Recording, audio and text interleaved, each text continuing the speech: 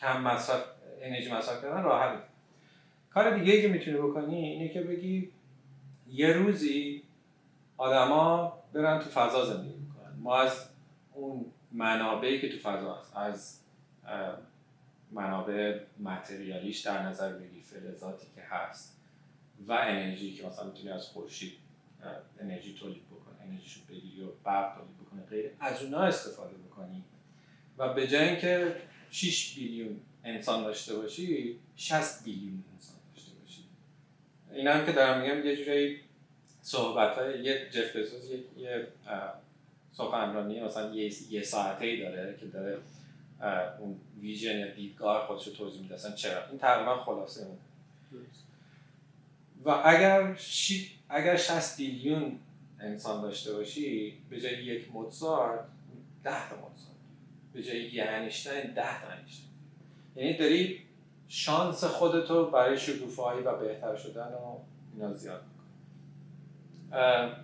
و از طرفی داری میگی که من با اینکه میدونم که درسته تعداد انسان ها بیشتر بشه این چیزهای خوب اتفاق میفته، ولی خب زمین هم گنجایش نداره. واسه همین آخر میشن ما همیشه از for the benefit of earth، برای منفعت زمین، که یه روزی میشه طبق این ویژنه که خیلی انسان ها در فضا زندگی میکنن، کره زمین به عنوان مثلا یک موزه طبیعی که تو میای و ازش لذت میبری، میتونی بهش سفر کنی، میتونی برگردی، اونطوری دیده میشه. این خیلی رویا پردازانه است. یعنی شاید از 100 نفر آدم اینو بشنون 99 نفر بگن. همین پرانتز باز خانه یه سوال برشون میگی فضا زندگی کنیم، میگی که ایلان ماسک میگی بریم مریخ زندگی کنیم، ولی این گل هدف بلو اورجین میگی که فضا زندگی کنیم یعنی توی جو باشیم، یعنی که بریم یه جایی ستل میکنیم توی نه توی جوی داری، حالا ممکنه داری دور یه سیاره میچرخی یا دور یک مداری از کره زمین، مثلا مریخ نیستیم، زحل، ولی مثلا یه استراکچریه که خیلی بزرگه و حالا چیز انیمیشن هم توش درست کردن، توش طبیعت داره، توش نه همه چیزا رو مثلا فیلمایی که داریم می‌بینیم دیگه. آره واقعا رویا پردازانه است. ولی یه نکته داره، نکتهش هم اینه که یه شاخه جدید باز می‌کنه. اینه که معمولا آدمایی که خیلی رویا پردازن، این اسم هم کسی ندیدم بذاره روش، من بهش میگم asymptotic thinking. asymptotic یعنی مجاور، موازی. thinking هم که میشه فکر کردن. حالا اینو تو خیلی از آدما، توی همه آدمایی که موفق، ایلان ماسک، جف بزوس، تو همه اینا میتونی ببینی و یه خصوصیت خاص داره. اونا نگاه میکنن میبینن که ایدئال من چیه، ایدئال رو برای خودشون تعریف میکنن. از اول نمیگن که او ایدئال خیلی دوره نمیتونیم بهش برسیم، به جاش میگن اون ایده من امروز چی کار باید بکنم که یک قدم به ایدئال نزدیک بشم. هر روز که میگذره یک قدم به ایدئال نزدیک بشم. اون میشنی که گفتم در مورد for the benefits of earth در نهایت، این یه چیزیه که ممکنه تو 100 سال، تو 200 سال اتفاق بیفته. ولی این آدما انقدر دیوونه هستن که به این فکر میکنن که دیوونه از جهت خوب هستن که به این فکر میکنن که آمال و آرزوهای من اونه، حالا من امروز چیکار میتونم بکنم که به اون نزدیک کنم یه قدم. حالا کمپانی ما هدفش چیه که یک قدم نزدیکتر بکنه و دوباره خود جف بزوس یه مثال میزنه، میگه که قبل سال 2000 که آمازون رو در واقع تأسیس کرد 2 چیز وجود داشت که اگه وجود نمی داشت آمازونی هم وجود نمی داشت. اون 2 چیز چی بود؟ یک، پستال سرویس که تو سیستم داشته باشی چیزو پست کنی. 2، اینترنت. درست. تو اگه این 2 رو نداشتی بیس کار بودن دیگه. حالا جف بزوس میگه که آمال و آرزوهای ما اون هست که در فضا زندگی بکنیم، ولی آیا ابزارشو داریم؟ اولین ابزارش اینه که تو به فضا دسترسی ارزون داشته باشی. اینطوری نباشه که مثلا یک راکت بخوای بفرستی میلیون ها دلار، هنوز ممکنه میلیون دلار قیمتش باشه، ولی خب هدف اینه که کاهش بده. قیمت رو باید بیاری پایین که دسترسی به فضا رو برای آدم‌های بیشتری مقدور بکنی. اون موقع است که جوانای مثلا 50 سال دیگه 100 سال دیگه میگن خب الان که راه به اسپیس وجود داره بریم این آزمایش ما که آخر هفته ها اونجاییم. آفرین. یعنی تو داری یه قدمی برمی‌داری با اینکه اون آمال و آرزوات ممکنه مالتی جنریشن باشه، بعد مثلا چند تا نسل محقق بشه، تو تلاش میکنی که قدم اولی که برای برسیدن به اون لازمه رو امروز انجام بدی، که بگی که من امروز میتونم این کار رو انجام بدم، در جهتش دارم تلاش میکنم. خشت اول دیگه. آره. و اگه خشت اول نظری که دیواری شکل میگیره. آره. و اگه اون اسیمپتوتیک تینکینگ هم نداشته باشی، هیچ وقت به این نتیجه نمیرسی که من در کدوم جهت حرکت کنم که 50 سال دیگه برسم اونجایی که میخوام. به قولی تو خب خیلی ویژن بزرگیه، خیلی نگرش بزرگیه، مسلما نسل‌های زیادی رو شاید در بر بگیره که به این نقطه برسیم، ولی شاید اشتباه، ولی من اصلا دور از ذهن نمی‌بینم که در نسل‌های بعد این اتفاق بیفته. من همیشه یه اتفاقی که چند هفته پیش افتاد خودم دیدم و یاد این فیلم افتادم و توی خبرگزاریام پیچید. ایلان ماسک تسلا اومد چند روز پیش یه شو داشت، رباتش رو طبق معلوم معرفی کرد که چه ماشین جدیدش رو تاکسیه رو معرفی کرد و اینا. تمام المان‌هایی که داشت معرفی میکرد خود به فیلم آی رباتی که ویل اسمیت بازی میکرد مثلا 20 سال پیش شاید فیلم اومده بود بیرون. یعنی شکل ربات تاکسیه، ماشینی که خودش رانندگی کنه و حالا هی قیمت‌ها اینا هم هی داره کمتر میشه. پس الان اینی هم که داریم میگی خب این خیلی ویژن بزرگتره، پس مثلا نسل‌های بیشتری هم میخواد، ولی دور از ذهن نیست. آره به نظر من حتما اتفاق میفته و از لحاظ سرعتی که ما داریم جلو میریم. اولین چند سال بود موبایل؟ اولین موبایل چند سال؟ 17 نه موبایل که اون یارو پاراج و را فکر کنم مثلا 12-13 سالم بود دیگه. اینترنت اولی که استفاده کردی چی بود؟ ده. میدونی یعنی شیب پیشرفته انقدر زیاده که واقعا نمیتونی بگی که 5 سال دیگه چه اتفاق میفته. همین الان با AI آفرین سرعتش خیلی زیاد شده. ببین مثلا اگه 50 سال پیش تا 30 سال پیش تو اون گپ 20 ساله‌شون چه میدونم ما 10% رشد کردیم، این رشد توی 20 سال 10 ساله هی داره بیشتر میشه، به جای 10% مثلا 30% داریم رشد میکنیم. حالا به قول تو با این AI میگفت. آره مثلا دارم میگم امروز من با AI کد میزنم. کدایی که با کمک AI زدم اگه خودم تنهایی میخواستم بزنم 1 هفته یا 2 هفته طول میکشید. خودم فردا باید یه چیزی آماده کنم، بعد یه دونه حالا همین پردیکشن و اینا با همین AI میشینی.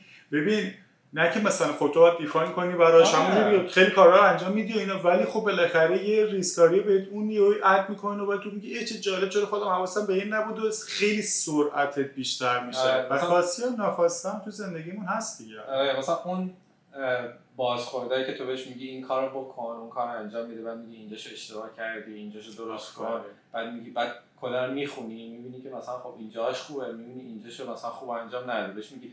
یعنی واقعا اینو توی پروسه یواش در نظر بگیری، انگاری که مثلا من یه منیجرم، یه نفری زیر دستم داره کد می‌نویسه، امروز صبح بهش گفتم برو این کد رو بنویس، فردا اومده بهم پرزنت کرده، بعد من گفتم اینجاش مشکل داره برو اینو درست کن، پس فردا اومده اگه خیلی هم سریع باشه همه اینا تو 2 ساعت اتفاق افتاد. یه هفته. یه حرف جالبی زدی با AI. خب ما همیشه این نگرانی که داریم با پیشرفت تکنولوژی، حالا AI ربات‌ها با اینا که میان خب جای آدم‌ها رو میگیرن و جای فرصت‌ها رو میگیرن و اینا. به نظر من خب ما هم لازمه که خودمون رو آپدیت کنیم، چون همون AI همون ربات یه نفر رو میخواد که بالاخره هدایتش کنه، بهش بگی چیکار کنه چیکار نکنه، یا همینجوری که تو الان خوب میتونی از AI استفاده کنی به اون هدفی که میخوای برسی. به نظر من این که مثل این مونه که مثلا موبایل الان اومده، من نمیخوام کار با موبایل یاد بگیرم، اینترنت اومده، من نمیخواستم اینترنت من یاد بگیرم که چی بشه. من همین نامه درسی که می‌نویسم هفته دیگه میرسه کافیه ایمیل میخوام چیکار کنم. فکر می‌کنم ما هم لازمه که خودمون رو آپدیت کنیم با اینا. حالا اینکه اینا رو ایگنور کنیم این چیز بدیه، نه خب حالا ببین من چجوری از این میتونم برای رسیدن به هدفهای خودم از این استفاده کنم که سریعتر به هدفم برسم. آره مثلا یه اصطلاحی تو فارسی میگیم کلاش کرده زیر برف، هیچ خبری نیست. یاد نگرفتن اینا هم دقیقا همینه. ولی اینکه اون نگرانی وجود داره، نگرانی همیشه در طول تاریخ وجود داشته. مردم میرفتن سر مزرعه کار میکردن، ماشینا اومدن گفتن خب کار ما رو از ما گرفتید. مردم تو کارخونه کار میکردن، کارخونه ها اتومات شد، گفتن کار ما رو از ما گرفتید. هر اتفاقی تو تاریخ افتاد، توی انقلاب صنعتی شد، همه نگرانی داشتن که کار ما رو از ما گرفت. ولی فکر کنم جمعیت از اون موقع تا الان 6 برابر شده، هنوزم همه کار دارن. چرا؟ چون که کارهای جدیدی به وجود میاد. مسلماً AI به نظرم حداقل شاید نشه گفت، ولی حداقل تا 5-10 سال آینده نمیتونه به خودی خود جای کسی بگیره، ولی میتونه یه ضرب در بکنه. تو مثلا اگر کمپانی تو 2 تا رضا میخواد، با AI یه دونه رضا میخواد. اگه 2 تا آرش میخواد، الان یه آرش میخواد. و ترجیحاً هم اون آرشی یا رضایی بمونه که بتونه با این AI کار کنه. اگه نتونه کار کنه، اگه دوباره بعد کار کنه که آره دیگه میدونی دقیقاً همین میشه دیگه. حالا باش ولی باید با این کار کنه دیگه. اصلا اگه ممکن مجبورت هم نکنه، ولی اگه کار نکنی، اون کسی که داره با اون کار میکنه انقدر کارایش بیشتره. مثلا تو بعد 2 روز یه کاری رو انجام میدی، بعد مثلا من 10 روز هنوز به منیجر میگم اوه من هنوز دارم این کد رو دیباگ میکنم، نمیدونم کجاش مشکل داره. حالا مثلا تاش یه ویرگوله ها، من میگم رضا 2 روزه اینو انجام داد، تو چرا نمیتونی؟ یعنی تو برای موفق شدن مجبوری که ازش استفاده بکنی، چون اگر تو استفاده نکنی بقیه استفاده میکنن. آره دیگه خب ازشون استفاده میکنیم برای رسیدن به هدفمون. یعنی همونجوری که دوره گفتم موبایل یا اینترنت و اینا، خب برای کیفیت زندگی خودم از اینا دارم استفاده میکنم. حالا هم یه چیز شبیه همونا. یه سوال دارم آرش، هدف چیز خوبیه؟ من مثلا دیدی کسی ها میان میگن که من هدف 5 ساله دارم، من هدف 10 ساله دارم. به نظر تو این جور هدف ها گذاشتن چیز خوبیه؟ چقدر به واقعیت داره؟ میخوام نظر شخصی خودت رو بدونم. چقدر دست یافتنی تو خود اصلا از این هدف ها میذاری؟ من بازم برمیگردم به اون طرز فکره. تو اگه هدف بلند مدت نداشته باشی، مثلا فکر کن الان یه نقطه هستی، الان تو 360 درجه دورته، کدوم وری میری؟ چجوری میدونی کدوم وری بری؟ اگه هدف نداشته باشی نمیدونی کدوم وری بری. هدف داشتن ملزومه این نیست که تو لزوما بهش میرسی. هدف داشتن بهت کمک میکنه که بدونی کدوم وری حرکت کنی. هدف اون بلند مدت کوتاه مدتش هم بحث اینه که چقدر اون رسیدن به اون چیزه برات چقدر ارزش داره که بتونی چیزهایی که الان میتونی داشته باشی و در واقع قربانی کنی. یه اصطلاح انگلیسی ها میگن delayed gratification. تو مثلا میری ورزش میکنی، شاید مثلا 3 ساعت بعد حس خوبی به دست بیاری، موقع ورزش کردن هی سخته، ولی داری اون ورزش رو میکنی، اون لحظه رو شاید مثلا خیلی بهت خوش نمیذاره، هی میگی این وزنه رو بزنم، این کار سخت، عرق میکنی، زحمت نفس میزنی، نه، ولی 3 ساعت بعد حس خوبی به دست. بحث اینه که چه چیزهایی رو میتونی در لحظه قربانی بکنی برای رسیدن به اون اهدافه. اهدافم چیز خیلی استاتیکی نیست، یعنی چیزی نیستن که عوض نشن، چون که شرایط زندگی عوض میشه. اگر خیلی استاتیک بهش نگاه کنی، بگی من هدفم اینه 5 سال دیگه برسم اونجا، و میبینی مثلا بعد 2 سال خورده‌ای یه سری شرایط تو عوض شده، اون هدف اصلا دیگه اصلا لزوما دیگه دنبال اون هدف نیستی. آره، ولی میتونی تو ذهن اونو نگه داری، خب بعدم بهش نمیرسی، بعدم ناراحت میشی که چرا نرسیدی. آره، هدفم به نظرم یه همیشه یه واقعی باشه، مووینگ تارگت باشه، یه هدف حرکت کننده باشه که تو با توجه به شرایط زندگی خود اون اهداف تو به روز رسانی بکنی. حالا نه هر روز به روز رسانی بکنی، نه مثلا 6 ماه گذشت، یه سال گذشت، دوباره تو ذهنت یه به روز رسانی بکنی. من چقدر نزدیک شدم، مثلا ممکنه من یه هدف خیلی غیر واقعی داشته باشم، اگه نیام به روز رسانی بکنم خودم رو میبینم مثلا یه سال گذشته من یه قدمم به اون نزدیک نشدم. چالاکه. حالا آرش تو گذشته زندگی میکنه، تو امروز یا تو فردا؟ تو فردا. خب پس یعنی تو امروز تو شاید فردای فردات بکنی؟ تو فردا که گفتم دلیلم این بودی که کارهایی که امروز میکنم تاثیرشو فردا میبینی. از این آگاهی میگیرن که فردا چه اتفاقی، یعنی در آینده همون هدف هست دقیقا. از لحظه‌ام لذت میبرم، ولی اون که کدوم سمتی دارم میرم یا چی کار دارم میکنم نشد گرفته از اینه که فرداها آفرین.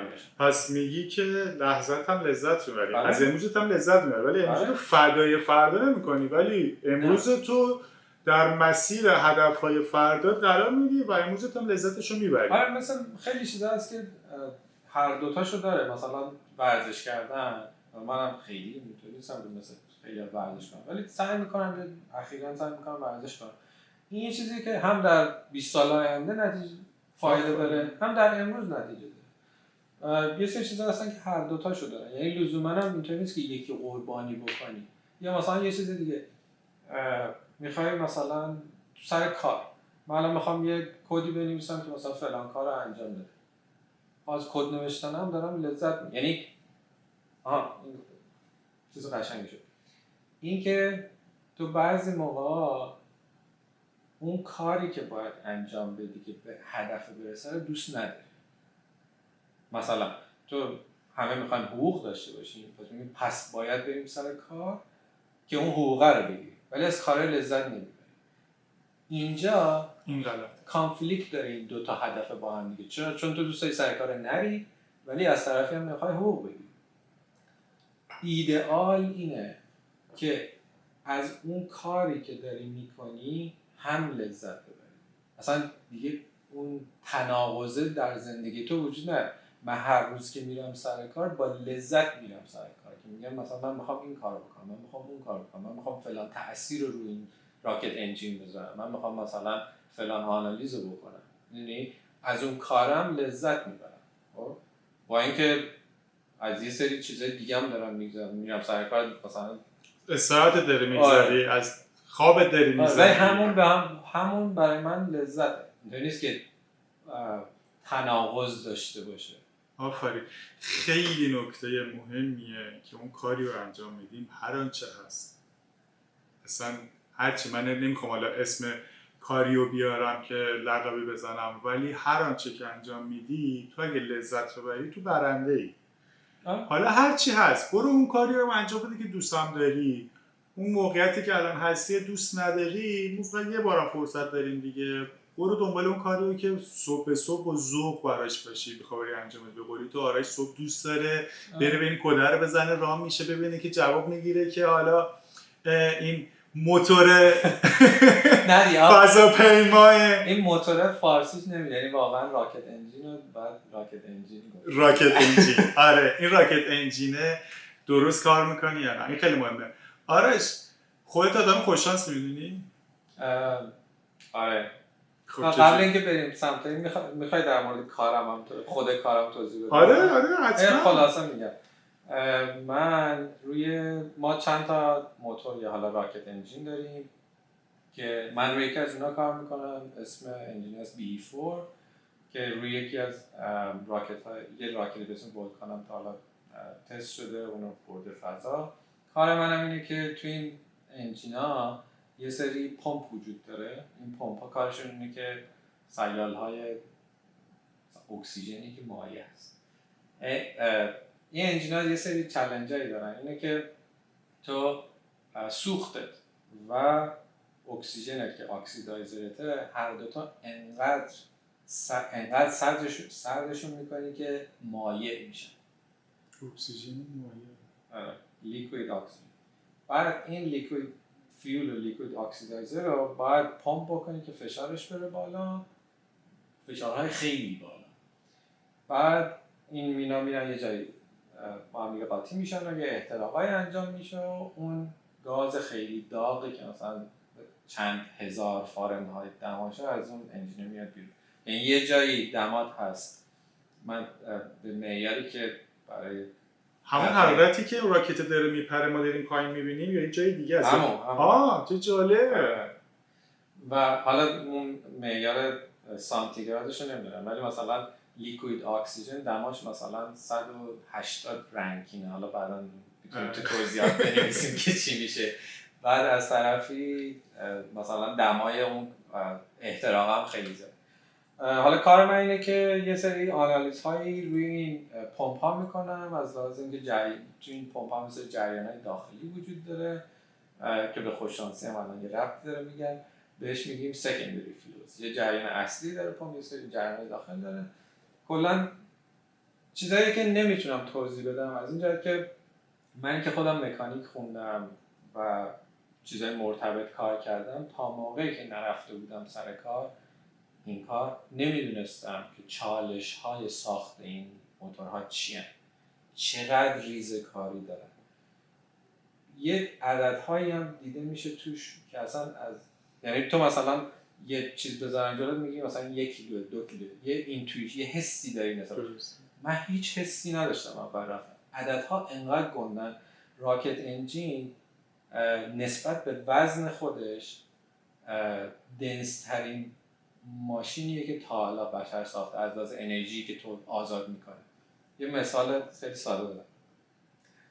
یه سری بولبورینگی که توی این پمپ ها هست، یه سری حرارت چون داره میچرخه حرارت تولید میکنه.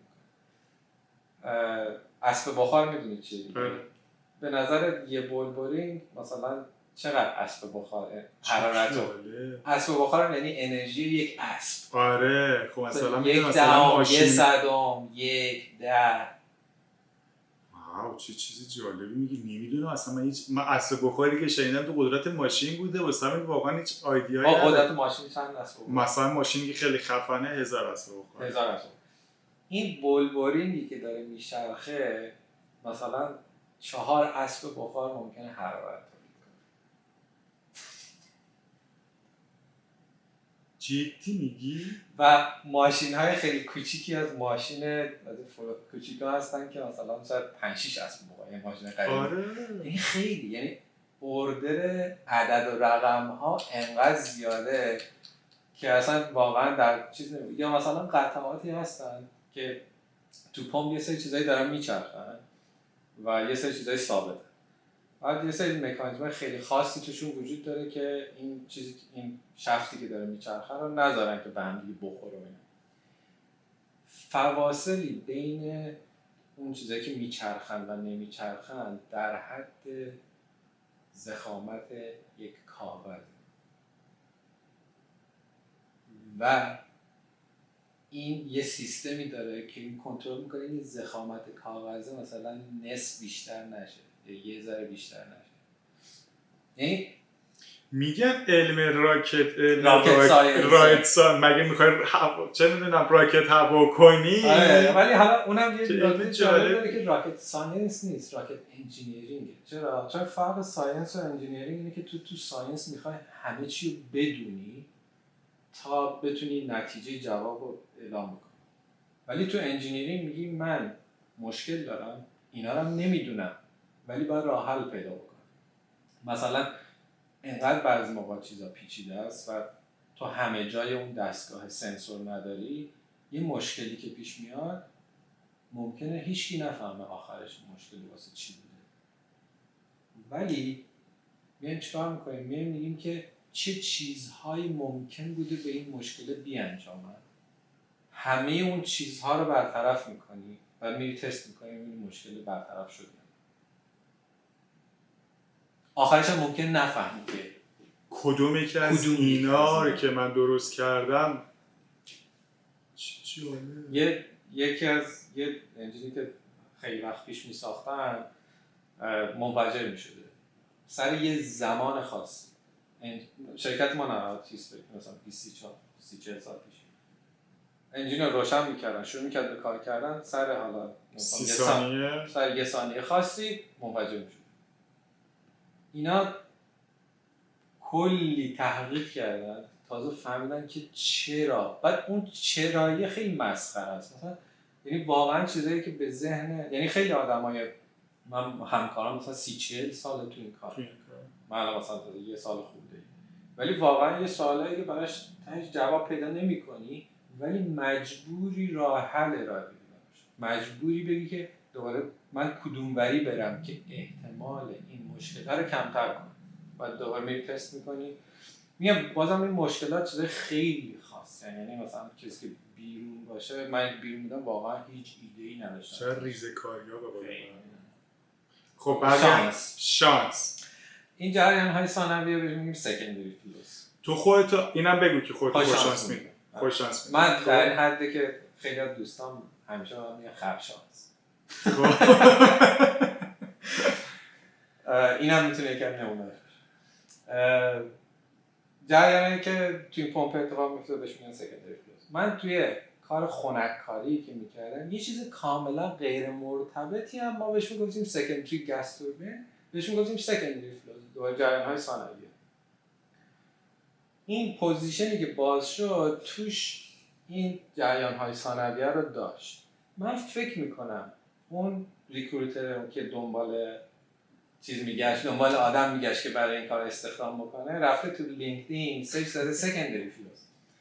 بعد من این مقاله دارم که در مورد اون سکندری فلوس های گاز توربین صحبت میکنم. بعد احتمالاً دیده آرش سکندری فلوس بلده. اونم که دیده کاملشو نداشته که تونسته اون یارو لغت‌ها رو اینو من اثباتی براش ندارم ولی فکر میکنم این اتفاق افتاد. ولی خب نکته خوششانسی اینه که چیزای دو تا چیز به ذهنم میاد. یه دونه این که خیلی چیزا دست تو نیست. تو باید شرایط رو فراهم بکنی که احتمال اتفاقهای خوب برات اتفاق خوب افتادن برات بیشتر بشه. مثلا اگه من اون مقاله رو نمیدادم، اگه مقاله‌مو توی لینکدین نمیذاشتم، خب مسلماً اون آدم رو حتی اگه اسم اینو شانس بذاری. یه مثالی که تو ذهنم تونستم مثلا اتفاقاً اخیراً خیلی بهش فکر می‌کردم اینقدر خوش شانسی اینه که فکر کن تو مثلا یه سری دو تا ماهیگیرن، یه ماهی خیلی خاصی هم وجود داره که مثلا دریای کم هست و این دوتا هر روز برمیگردن، یکیشون همیشه یه دونه از اون ماهی‌ها حداقل گرفته، اون یکی همیشه دست خالی برمیگرده و همه این که میگن تو خیلی خوش شانسی. حالا ممکنه نکته چی باشه؟ نکته اینه که تو اون فضا، تو اون دریایی که وجود داره ماهی هست ولی تو نمیدونی کجاست. چجوری میتونی شانس گرفتن ماهی رو زیاد بکنی؟ تورتو بزرگتر کن. درسته؟ تو از همون لحظه‌ای که تورتو بزرگتر میکنی نمیدونی ماهی کجای تورت گیر میکنه ولی میدونی که شانس هم برای اینکه ماهی توش گیر بکنه بیشتر کرده. ولی یه نفر ممکنه با تور کوچیک بره و هیچ وقت ماهی نگیره، بعد بگه اون دیگه خوش شانس. حالا تو زندگی به نظر من این توره تأثیریه که تو توی اطرافیانت، تو دوستات، تو کسایی که باشون کار میکنی، تو کسایی که باشون هر جور رابطه‌ای داری، چه دوستی، چه کاری، چه دانشگاهی، تو تأثیری که روی این آدم‌ها میذاری بدون اینکه انتظاری داشته باشی، این اون گسترده شانس تو رو بیشتر میکنه. تو رو داره بزرگتر میکنه. که یه روزی مثل دوست من که ایمیل داد میتونست به من نگه، چرا به من گفت، چرا به اون یکی آرش نگفت یا اون یکی آرش نگفت. این من نظرم یه مسئله است. مسئله دوم اینه که یه چیز جالبی هم جدیدن خوندم در موردش که یه سایکولوژیستی، روانشناسی رفت تحقیق بکنه که آقا اینایی که میگن ما خوششانسیم مثلا چی شده که خوششانسن. نشست یه سری آدما رو دعوت کرد بعد که یه سری خودشون رو خوششانس میدونستن، یه سری خودشون رو خوششانس نمیدونستن. بعد یه آزمایشی طراحی کرد. توی روزنامه‌ای یه چند تا عکس گذاشت و به همه آدم ها گفت که تسکش کار شما اینه که بشینید تعداد عکس های این روزنامه رو ورق بزنید، تعداد عکس های تو روزنامه رو بشمارید. وسط های روزنامه یه تیتر گنده زد که کاملا قابل دید بود. در این روزنامه 43 عکس وجود داره. بعد یه سریا ورق زدن رسیدن به 43 بستن گفتن 43 تا عکس وجود داره. یه سریا ورق زدن ممکن 43 هم دیدن ولی باورش نکردن، شروع کردن دوباره عکس‌ها رو شمردن، آخرش رسیدن به 43. و نکته جالب اینه که اونهایی که باور نکردن آدمایی بودن که خودشون رو خوششانس نمی‌دونستن و همه اونایی که یا اکثر اونایی که باور کردن 43 روزنامه رو بستن گفتن 43 خودشون آدمای خوششانس می‌دونستن. یارو بدشانس رسیده به 43 گفته من که اینقدر خوششانس نیستم که وسطش نوشته باشه 43 من اینو ببندم، این حتما 42 یا 44 این داره من اصلا گول میزنه. آره یا اعتماد نکردن.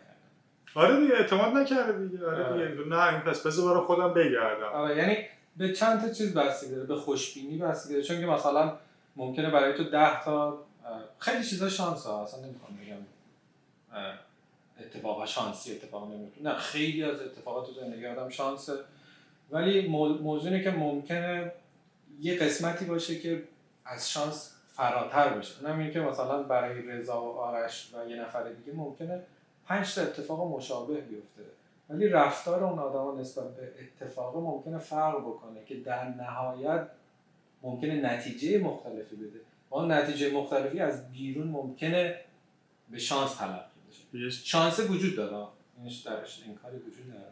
چون داستان این که داشتی تعریف می‌کردی که دوست به ایمیل ها رو زدی که آرش کال می من سر کار چیزی که اومد تو ذهنم که آرش خوش شانسه ها، ولی شاید اون رابطه خوبی که تو با اون دوست درست کرده بودی دلیل بر خوششانسی تو شد. چرا به قولی تو به آرش دومی زنگ نزدی، به کسی دیگه زنگ نزدی، گفت با این پسر خوبه، اون کارش هم با تو هم آشنا بوده، میدونسته کار چیه، میدونسته خب نه با جربوزم هستی میای یا اینا، به تو ایمیل زده. تو بزرگتر کرده بودی. یه مورد دیگه این که سربازیم داشت تموم شد. 2 هفته قبل اینکه سربازیم تموم شد یکی دوستای خوبم دوباره که سال بالا این بود پیام رسید و خیلی زودتر از من فارغ التحصیل شد و سر کار میرفت اینا، یه پیغام دادم که پیام من سربازیم 2 هفته دیگه داره تموم میشه و من دنبال کار میگردم. من 2 هفته بعد سربازیم سر کار بودم چون که منو معرفی کرد شرکت قبلی که داشت کار میکرد، رفتم مصاحبه. آرش خوش شانسی دیگه، حالا بگو تورم بزرگه، خوش شانسی دیگه، خیلی هم خوب. دوستام که الان اگه احتمالا اینو ببینن میان کامنت میذارم بابا این خوش شانسه، تور و اینا ربطی نداره. آرش کلی لذت بردم تا الان. توی قسمت بعدی ما همیشه از مهمونو میخوایم که برام یه کتاب معرفی کنن. دوست دارم که کتابی که دوست داری برام معرفی کنی و چرا اصلا پیشنهاد میدی که بیننده و شنونده ما هم برن کتاب بخونن. کلا که من یکی از اشتباهاتی که تو زندگیم کردم اینه که خیلی دیر شروع کردم کتاب خوندن. واسه همین دوست دارم به بقیه بگم که هرچی زودتر تو زندگیشون شروع کنن کتاب خوندن. دلیلش هم اینه که خیلی چیزها رو نمیشه تجربه کرد. میتونی تجربه کنی ولی تو فقط یه بار فرصت زندگی کردن و تجربه کردن داری. با کتاب خوندن و با تجربه زندگی بقیه رو خوندن میتونی در واقع خودتو تو اون راه ببینی. یه جور میانبر نیست؟ آره. یا مثلا میگن اکثر CEO ها تو آمریکا نمیدونم 20 تا کتاب در سال میخونن. چون که واقعا کمک میکنه که آدم دیدهای مختلف رو ببینه، از فضای لزوما خانواده و محیط کالچر خودش بیرون بیاد، چیزای بیشتری.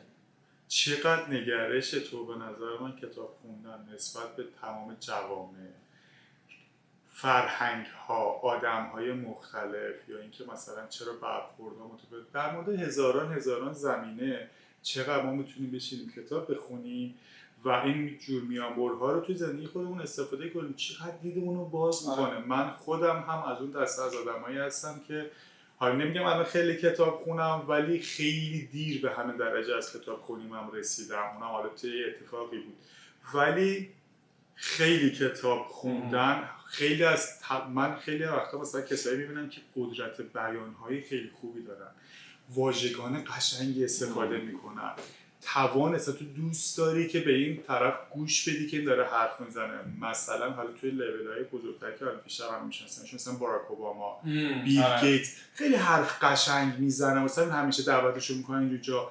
جفتشون از این آدمایی که مثلا همیشه اگه فالوشون کنی ماهی یک بار حداقل 5 تا 6 کتاب تو معرفی می‌کنن چون خوشو خوندن. واسه همین اصلا کمک میکنه که این واژگان مناسبی رو استفاده کنه، مثال‌های قشنگی رو بزنه. چون این کتابا رو خونده، این اینجور میامورها رو استفاده کرده. حالا من فکر کردم تو اون کتابایی که خوندم کدوم بگم، دو سه تا به ذهنم اومد، حالا یکیشو یه ذره توضیح میدم، دو تا دیگه هم اسمشون باش. اونی که میخوام بگم که خیلی برای خود من جالب بود اسمش هست، اول انگلیسیشو میگم بعدن فارسیشو میگم. The power of habit, why we do what we do. یعنی قدرت عادت و ما چرا اون کارهایی که انجام میدیم و انجام میدیم. یه کلیتی ازش بگم این که از یه زمانی روانشناسا به این نتیجه رسیدن که یه قسمت خاصی تو مغز ما وجود داره که این عادت‌ها رو در واقع رکورد می‌کنه، یعنی یک چیزی میشه تو مغز بدون فکر کردن. حالا برای ما خودمون پیش اومد دیگه، مثلا رانندگی می‌کنیم بهش فکر نمی‌کنیم و اومدن بررسی کردن که ببینن چجوری تو میتونی یه رفتارهایی رو تبدیل به عادت بکنی که بدون اینکه فکر بکنی تبدیل بشه به عادت. حالا جالبی قضیه‌اش این که مثلا اینش خیلی معمولیه.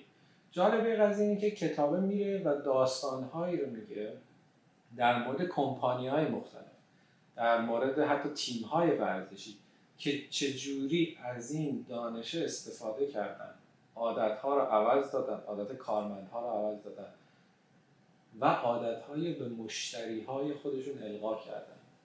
الان نمونه‌اش هم میگه که بتونن محصولاتشون رو بفروشن. به این کل روندم مثلا میشه گفت بهش میگن هابیت لوپ یا حلقه عادت. اینطوریه که تو یه نشانه میخوای، بعد اون کارا رو انجام میدی، بعد یه اون که همون عادت هست و بعدم یه دونه جایزه میخوای. اگه بتونی این سه تا المان رو کنار هم بذاری و چند بار تکرار کنی به صورت مداوم، مغز به جای اینکه دیگه فکر بکنه و تصمیم بگیره اون کارا رو انجام بده، خود به خود میره تو اون قسمت مغزی تغییرات اتفاق میده، اون حکاکی میشه انگار تو مغز. مثلا نمونهش اینه دیگه، مثلا موشا رو آزمایشگاهی گذاشتن، یه دریا باز کردن و شکلات گذاشتن، بعد سنسور گذاشتن. اوایل خیلی فکر میکرده، بعد چند روز اصلا فعالیت مغزی موشه بالا نمیرفته، خود به خود میرفته شکلات رو میخورد، یعنی براش عادت شد.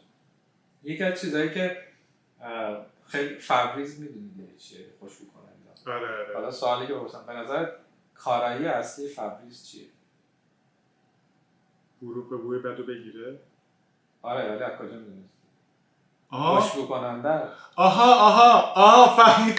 میکسنس. آره راست میگی. چون یه بوی خوبه. چون که اصلا تو میگی خوشبو کننده بخرم، یه چیزی بزنم که ولی کار میگی که کار اصلیش چی بوده؟ این یه یاری بود توی پراکتر اند گمبل، داشته روی چیز دیگه کار میکرده، سیگاری هم بوده. بعد با خانمش هم مشکل داشته در مورد بوی سیگار. یه روز برمیگرده میره خونه، خانمش میگه سیگارتو ترک کردی؟ اینم میگه بابا دیگه گیر نده من انقدر فلان اینا، مشکل داشتم. بعد میگه نه امروز اصلا بوی سیگار نمیدی. بعد طرف میگه چی شده و اینا، میره میفهمه اون ماده‌ای که داشته کار می‌کرد یه خصوصیتی داره که به هر مثلا پارچه چیزی بزنی بو رو به خودش جذب میکنه و تبخیر میشه و بو از بین میره، بوی بده از بین میره. و اینا با خودشون گفتن اوه ما مثلا یه چیزی کشف کردیم و میلیونر میشیم و کمپانی خیلی خوشحال بود و شروع کردن مثلا به تبلیغ. حالا وارد جزئیاتش نمیشم ولی یه چیز مارکتینگ گذاشتن که اینو بفروشن و به نظر خودشون باید بفروشه دیگه، ملت از بوی بعدشون میاد عادتا. اولین کمپینشون کاملا فیل شد. بعداً رفتن بررسی کردن که چرا فیل شده، به این نتیجه رسیدن یه نتایجی که بازم جزئیاتش خیلی طولانی میشه بخوام بگم. و دوباره با توجه به این حلقه عادت رفتن فیلم‌های مردمی که مثلا خونه‌شون رو تمیز می‌کردن و یه سری دیتابیس داشتن که ببینن عادت‌های مردم چی بوده. این فبریزا رو دوباره میلیون‌ها دلار هزینه کردن که بهش یک پرفیومی اضافه بکنن که کنار اون ماده شیمیایی هنوز بوشو نگه داره، که اون ماده شیمیایی بو از بین میبره، که یه بویی بهش بدن که تو حبیت ملت که عادت مردم که میرن خونه‌شون رو تمیز میکنن یه پیس میزنن یه بوی خوب احساس میکنن، اینو به عنوان جایزه خونه تمیزی کردن تو ذهن مردم و الان فبریز بیلیون دلاری میده، یعنی همه میشناسنش و تو خونه‌های هم هست و یه جوری و من حتی اینی که داری میگی دقیقاً خود منم وقتی که حالا خونم رو تمیز میکنم دوست دارم تش برم فبریز یه اینجوری بزنم اون بوی خوبه بشینه رو وسایل خونم که الان مثلا خونم دیگه اون جایزته. خب تو اون کار تمیز کردن رو به خاطر این انجام میدی که مغزت میدونه که من میخوام اون جایزه رو بگیرم. یا مثلا خیلی کوتاه شامپو چرا کف میکنه؟ شامپوی سر.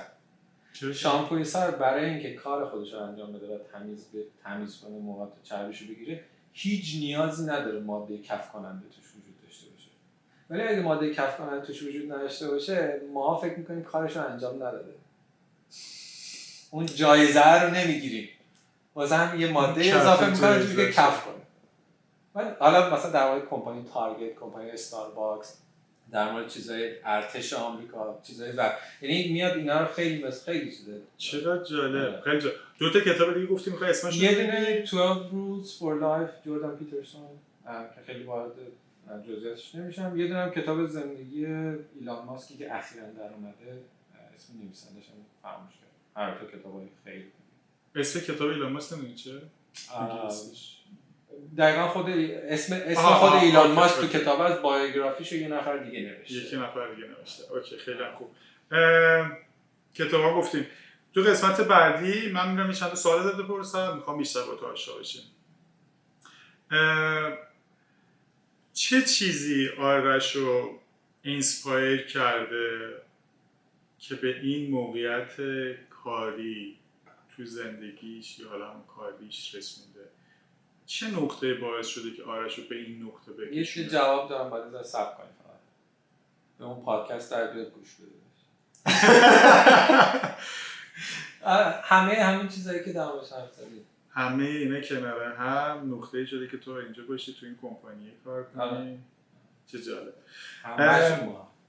اگه بخوای یه شام با یه چهره تاریخی سرشناس، حالا هم میتونه زنده باشه هم میتونه در گذشته باشه، چه کسی انتخاب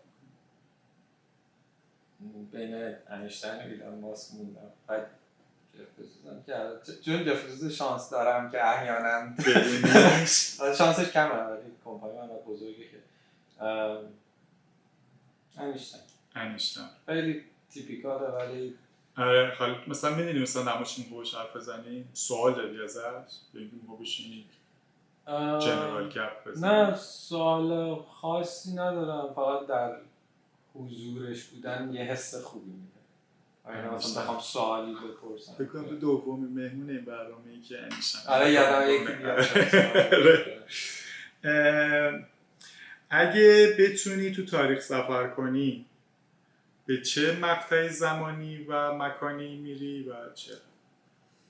آینده، خیلی آینده. 200 سال؟ 1000 سال. 1000 سال؟ خب چرا؟ همینجا. خب فکر کنم 1000 سال دیگه که با این تعریفایی که کردیم شما برای آخر هفته توری تشریف میاری زمین یه دوری میزنی برمیگردی میری تو فضا دیگه. آره دوست داری اینو ببینی؟ آره دوست دارم ببینم که بعد 1000 حالا نه لزوما در مورد حالا فضا رفتن و اینا، ببینم که بشریت به کجا رسید. چند تا حالت وجود داره. ممکنه کلا مثلا یهو هوتوتو شده باشه و ممکنه هم خیلی فرق کرده باشه، ولی اون جایزه‌ای که ازش میگیری ممکنه خیلی مثلا بگی 100 سال دیگه آره انتخاب خیلی سیفیه. میدونی که انسان ها هنوز وجود دارن، یه ذرم کنجکاوی برطرف میشه. وقتی امکان اینو داری بری و برو 1000 سال ببینی چه خبره. ممکنه هیچی هم نباشه. آره میری خود تکیف دیگه هیچ کس نمونده. چه سوپر پاوری برای خودت انتخاب میکنی؟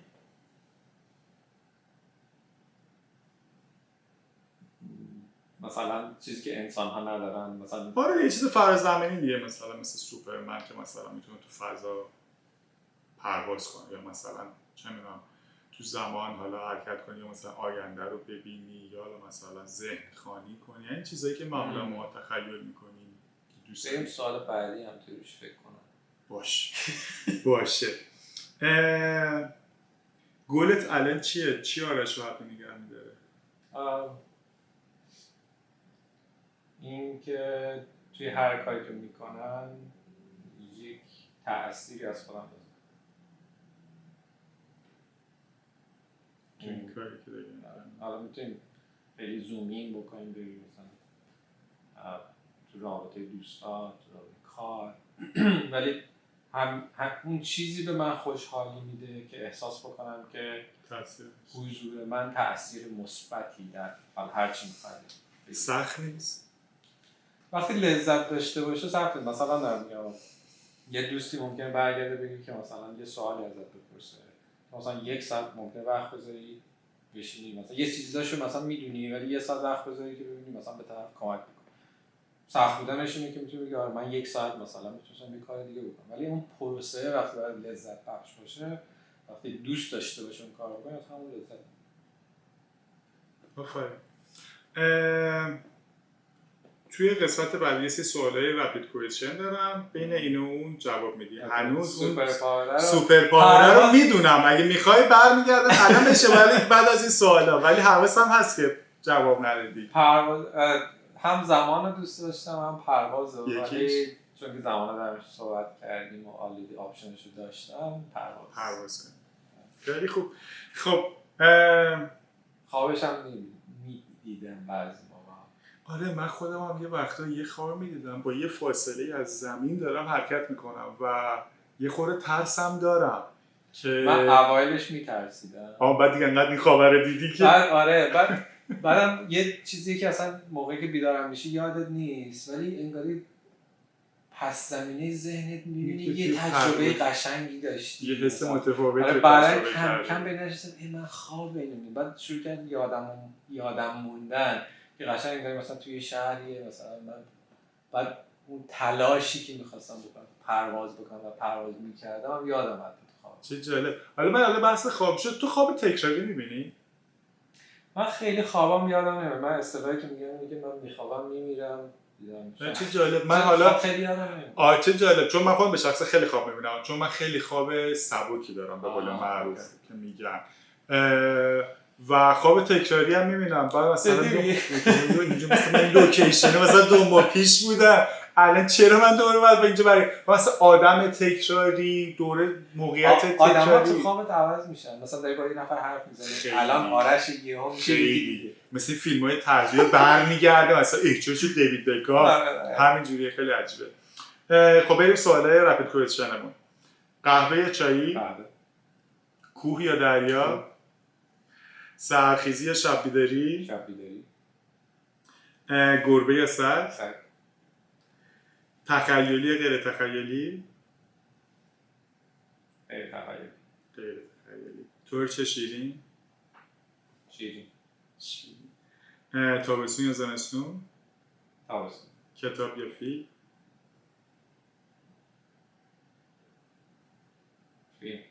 فیلم. تماس یا تکس؟ تکس. اینتروورت یا اکستروورت؟ در مورد میخوام صحبت کنیم. اینتروورت. بر چه المان‌های خودت اینتروورت می‌بینی؟